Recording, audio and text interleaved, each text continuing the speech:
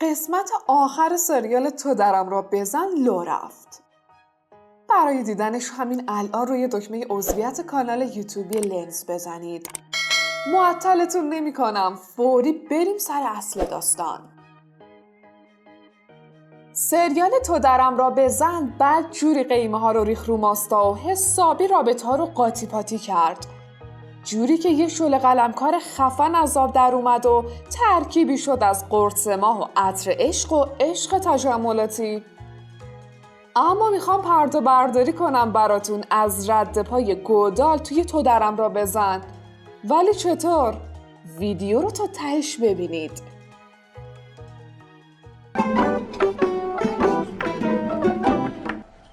چرا قیمه ها رو میریزی تو ماستا؟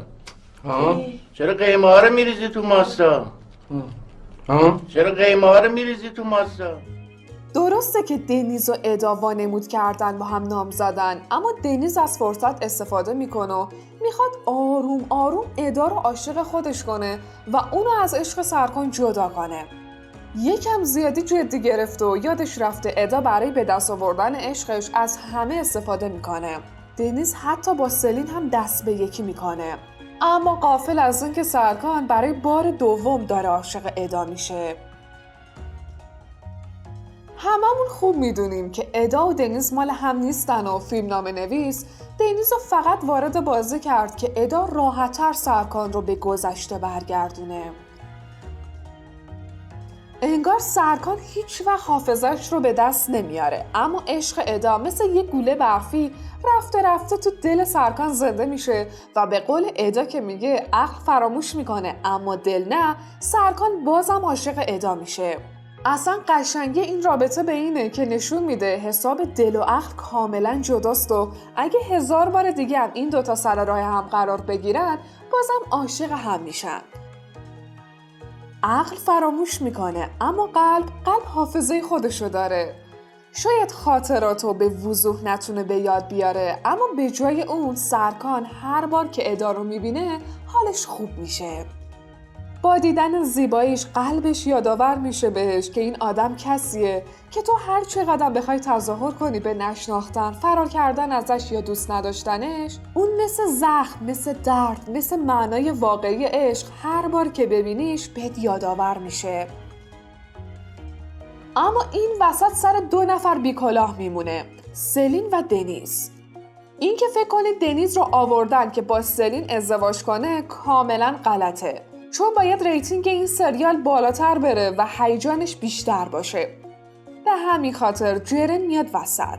باید بگم بیاندازه جرن رو منفور نشون دادن.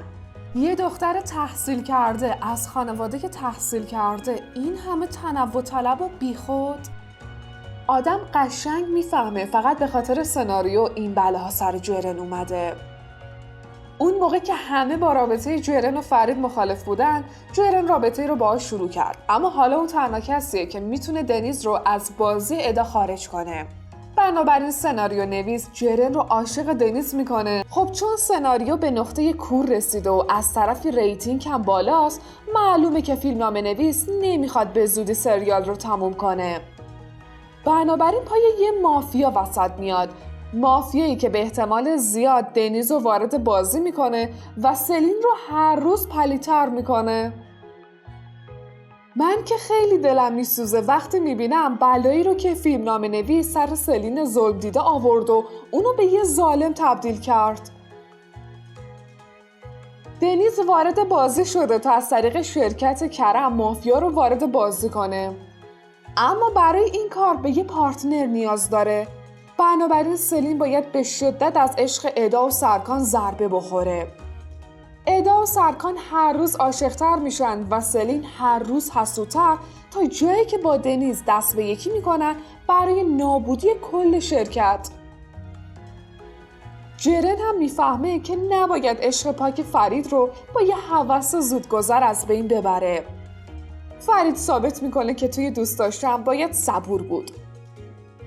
خب زوج سلین و دنیز و فرید و جرن هم که تکلیفشون معلوم شد. فیفی که خداحافظی کرد و رفت سر پروژه جدیدش. نویسنده جدید تو درم را بزن واقعا داره قاطی میکنه همه چیو. جوری که فیفی از فیلم جدا میشه، چون واقعا سناریو به نقطه کوری رسیده و فیفی فهمیده که دارن الکی کشش میدن.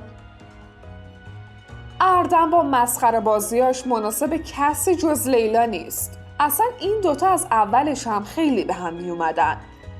تکلیف عمه ادا و سرآشپز هم که معلوم شد. میمونه ملوی دوست داشتنی که خیلی طرفدار پیدا کرده.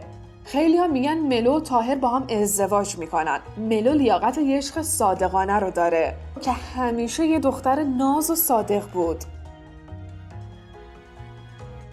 پایان عشق سرکان و ادا دیالوگی که بینشون رد و بدل شد. کرم گفت میترسه که یه روز از خواب پاشو و ببینه که با ادا ازدواج کرد و 3 بچه داره. آخر سریال هم 3 بچه ادا و سرکان رو میبینید که به قدرت ادا و جذابیت کرم هستن. اما پایان سریال شکست بزرگی برای سلین خواهد بود و یه پیروزی بزرگ برای کسایی که عشق رو فراموش نمی‌کنن. شاید فیفی باز به سناریو برگرده، چون استایل فیفی به یه سناریوی مافیایی خیلی میاد. منتظریم ببینیم فیلمنامه نویس چطور فیفی رو برمیگردونه. شاید از این به بعدم شاید کشت و کشتار توی سریال تو درم را بزن باشیم. شما دوست دارید تو درم را بزن توی لاف باقی بمونه و یه سریال تینیجری باشه یا بره تو ژانر مافیا؟ خب بگید ببینم نظر شما در مورد آخر این سریال چیه؟ آخرش چی میشه بچه ها؟